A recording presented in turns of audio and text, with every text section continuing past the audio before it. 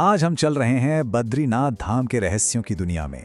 ये वो जगह है जो हिंदुओं के 4 प्रमुख तीर्थ स्थलों यानी 4 धामों में से एक है। सोचिए, एक ऐसी पवित्र जगह है जहां सदियों पुरानी भविष्यवाणियां और आज के अनसुलझे रहस्य दोनों एक साथ मिलते हैं। तो चलिए इस सफर की शुरुआत एक बहुत ही चौंकाने वाले सवाल से करते हैं। ये सवाल एक सदियों पुरानी भविष्यवाणी से जुड़ा है और सवाल ये है कि क्या हिंदुओं का एक सबसे पवित्र स्थल एक दिन गायब हो जाएगा? तो चलिए इस भविष्यवाणी को जरा और करीब से देखते हैं। ये जुड़ी है एक ऐसे कह सकते हैं फिजिकल साइंस से, जिसे कई लोग एक उल्टी गिनती वाली घड़ी मानते हैं। अब देखिए, मजे की बात यह है कि इस भविष्यवाणी का जो केंद्र है वो खुद बद्रीनाथ में नहीं है, बल्कि पास के ही एक कस्बे जोशीमठ में है। और वहीं पर है नरसिंह मंदिर, जिसे इसकी किस्मत की चाबी माना जाता है। अच्छा, तो इस मंदिर में भगवान नरसिंह की एक बहुत पुरानी मूर्ति है और मान्यता ये है कि इस मूर्ति का एक हाथ वो धीरे धीरे समय के साथ पतला होता जा रहा है और कहते हैं कि इसका सीधा कनेक्शन बद्रीनाथ के अस्तित्व से है। तो सवाल यही उठता है कि क्या मूर्ति का ये पतला होता हाथ वाकई इस पवित्र धाम के खत्म होने का कोई संकेत है?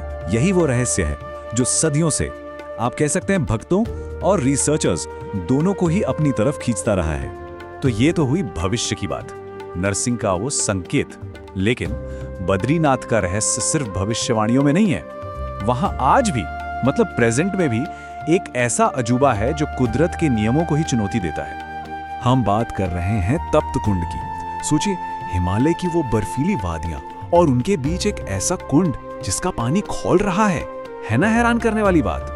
तो सवाल ये है कि आखिर ये कुंड साल के 365 दिन इतना गर्म कैसे रहता है और इसका इतना महत्व क्यों है?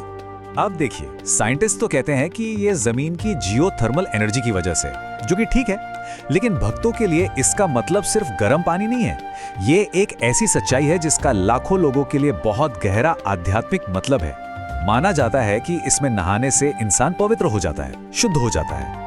अच्छा, ये तो हो गए प्राकृतिक अजूबे, लेकिन बद्रीनाथ में कुछ अनोखी परंपराएं भी हैं और इनमें से एक है एक बहुत ही जानी पहचानी और पवित्र आवाज का गायब होना।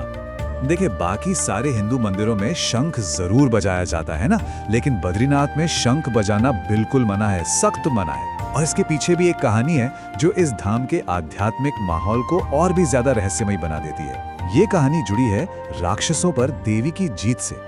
तो अब तक तो सब समझ ही गए होंगे कि बद्रीनाथ सिर्फ एक रहस्य नहीं है, ये तो आस्था, प्रकृति और परंपरा, इन सब के रहस्यों का एक अनूठा संगम है। सही कहा गया है कि बद्रीनाथ धाम केवल एक तीर्थ स्थल नहीं है, बल्कि आस्था, आध्यात्मिकता और विज्ञान का एक अनूठा संगम भी है। ये लाइन, आप कह सकते हैं, इस जगह के पूरे सार को, इसकी आत्मा को पकड़ लेती है। यहाँ पौराणिक कथाएं और प्राकृतिक घटनाएं दोनों एक दूसरे में पूरी तरह से घुली मिली हैं। और ये चीज हमें 2 अलग-अलग नजरियों से इन रहस्यों को देखने का मौका देती है।